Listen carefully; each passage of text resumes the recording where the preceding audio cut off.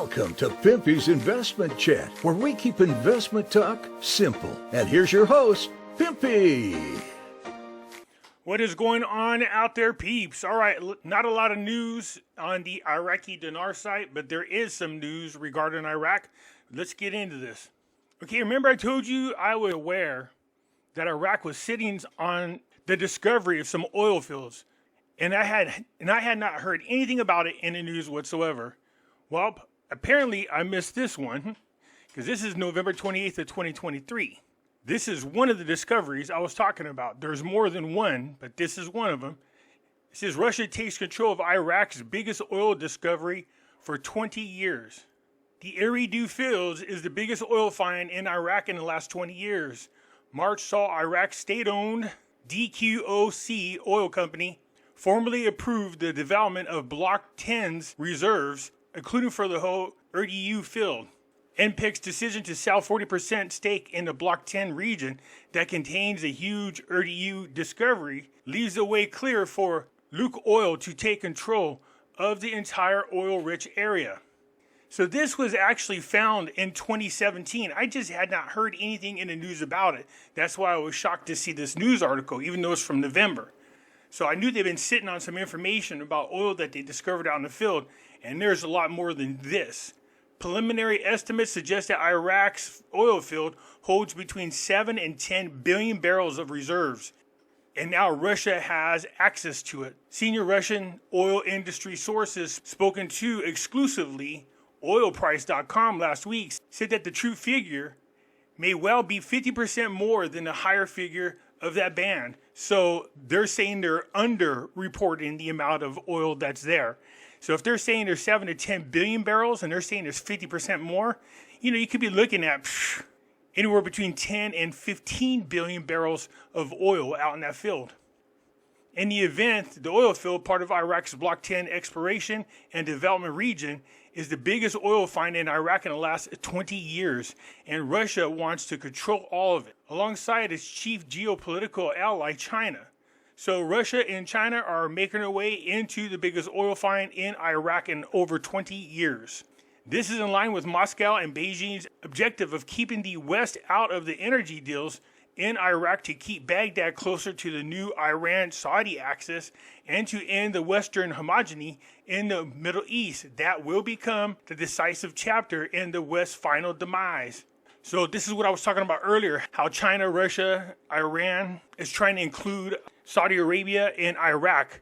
They're trying to dominate all of the major oil and gas countries, invite them into the BRICS and take control of them, and then use them as sanctions against the United States is what they're trying to do. Well, thank God we got plenty of oil ourselves, both in Alaska and here in our own country, even though the Biden administration used up all of our reserves like a dumbass. Anyway, so I was wondering when we're going to start talking about this. I just missed it. It was in November. So Russia and China are moving in on the oil field over in Iraq. This is just one of them, by the way. There are, I believe, 2 other or 3 other major oil discoveries that they're not talking about. So this is a good. Turkish airstrikes hit 16 Kurdish militant targets in northern Iraq. So what we have is Turkish, once again, doing airstrikes in Iraq. That is an act of war. Turkey's military conducted airstrikes in northern Iraq on Friday evening and destroyed 16 Kurdish militant targets, the Turkish defense minister said, adding many militants had been neutralized in the attack. In a statement on social messaging platform Twitter, the ministry said the targets hit in the airstrike included caves, shelters, storage facilities where militants were believed to be. So they don't know that if they were there, they just believe them to be there, okay? It said that the strikes targeted these regions over in northern Iraq. And Iraq's already complained about this one time. They should say something because, we're talking about the sovereignty of Iraq. And they can't have this. But if Turkey keeps messing around, what are you going to see happen? United States get involved. They can't have this. Boy, this should really make you think about who you should vote for. Ron DeSantis says 48 hours on Iraq taught him it would never be a democracy. So it doesn't look like Ron DeSantis will be a friend of Iraq. Hubris drove decision makers at the time to make a bad bet, the governor said Friday in South Carolina. The United States invested many years, billions of dollars, in the best years of the many military members and lives of many others in its actions in Iraq. But the only military veteran in the presidential race says just a couple of days on the ground should have taught policymakers that the country would never be a Western-style democracy. Citing George W. Bush weapons of mass destruction that didn't necessarily materialize, Ron DeSantis noticed that the mission evolved to perceived need for democracy in Iraq. Well, that's what we were told. That wasn't the truth. They just were after their oil. Also, to keep them from creating a gold-backed dinar they were going to use for oil sales. That was going to happen between Gaddafi and Saddam Hussein were working on a gold-backed Iraqi dinar that they were going to use and get rid of the petrodollar. And once they made that announcement, it wasn't but a few months after that before both of them were taken out. So if Ron DeSantis feels this way about Iraq, you can imagine he's going to keep them under sanctions. If he becomes president, he's going to make absolutely sure that he keeps them under lock and key. Now, this is interesting. You have Russia going after Ukraine under Biden. I'm surprised China has not went after Taiwan, not yet anyways. You have Hamas going after Israel. You have Turkey doing airstrikes on Iraqi territory. And now, look at this. You have Venezuela talking about invading their oil-rich neighbor. Yeah, invading. Look at all these communist countries, these socialist countries, feeling emboldened under Biden to invade other countries. War starting everywhere under Biden. Not one single war started under Trump, and now look at this. Should Venezuela invade its oil-rich neighbor, Maduro will put it to a vote on Sunday. They're voting. Well, at least he's nice enough to put it to a vote.